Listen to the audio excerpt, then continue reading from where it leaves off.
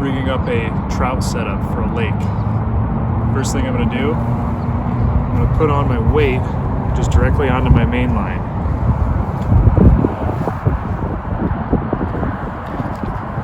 Then I'm going to tie a polymer knot to a simple swivel.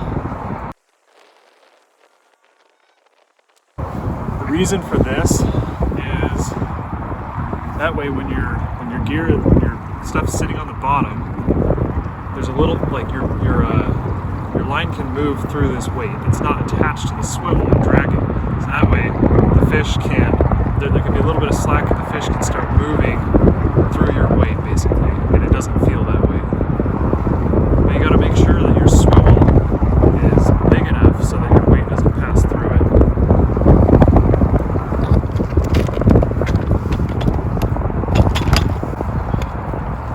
And then take some leader. This is fluorocarbon. It's only 4 pounds, so it's very light. Tie on a fairly small hook. I'm just going to do a simple fisherman's knot. It's tricky because the wind is blowing approximately 400,000 miles an hour.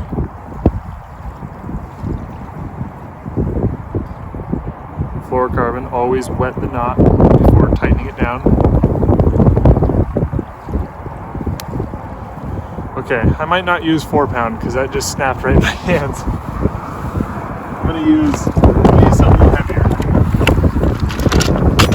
I'll go with 10 pound. That should be enough.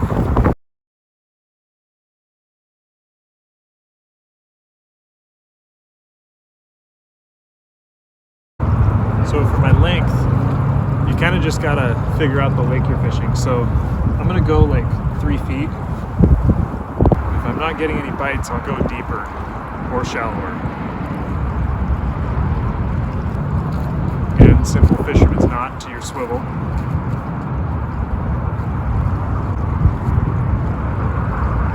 Okay, almost in business. Now I just gotta choose my power bait. So I can't really remember what worked well last year, but last year we caught like 12 trout here very easily. It might have been more, it might have been like 20. I don't know, it was a lot. But I think I'm gonna start with pink. Because I always like using pink. I don't know if it's good or not, I can't remember, but we'll see. If I don't get a bite in relatively quickly, say 15 minutes, I'll switch something else out. But I'm gonna put 2 on there because it gives a little bit better floating ability. And then I have some scent. I always recommend scent. Scent them in.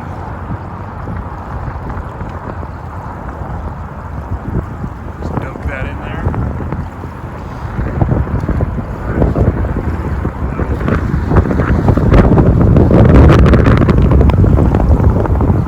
Cast it out there. Got a pretty small rod. This is a Talon rod made by Talon Rods. A guy named Oscar that makes it out of woodland.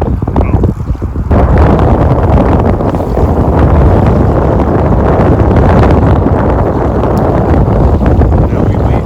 Basically, just set your rod up on something and wait for the tip to start bouncing down. That means there's a bite. So there's a strong wind, so it might be kind of tricky.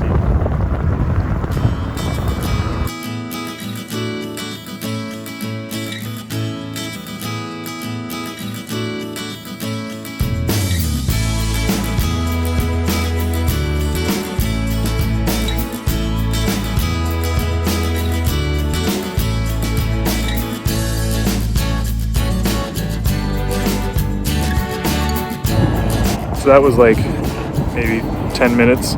I cast it out there ways, didn't get a bite, reeled in, cast it in shallow, and got that guy pretty quickly. And that was on green power bait, so just goes to show sometimes they want different colors.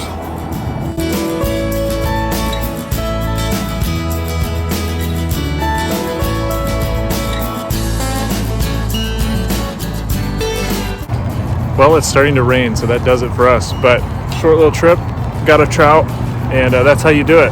Power bait fishing for trout, for rainbows, is super simple and super effective.